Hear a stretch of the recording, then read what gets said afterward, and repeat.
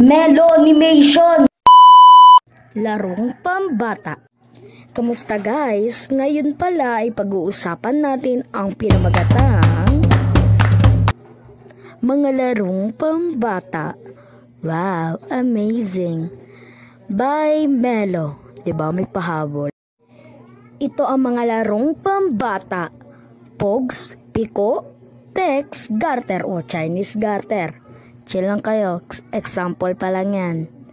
At marami pang iba. Kaya humanap ka na lang ng iba. Joke! So, start na natin? Sige na nga, let's start with Pogs. Part 2, 3, or 4 na yung iba.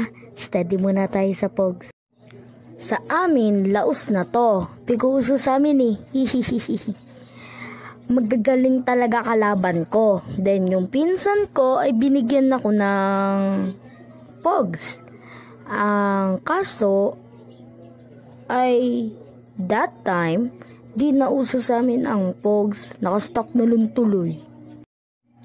Hinihintay ko na maging uso ulit to. Kaso I don't think I have a chance. Na all English. Sorry kung mali grammar ha. And sumunod sa Pogs ay garter. Pero sa part 4 pa yan. Pagpatuloy na nga natin.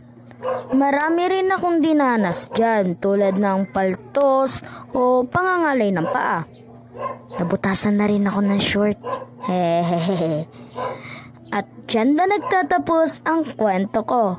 Please wait for part 2. Like and subscribe. Thank you. Bye!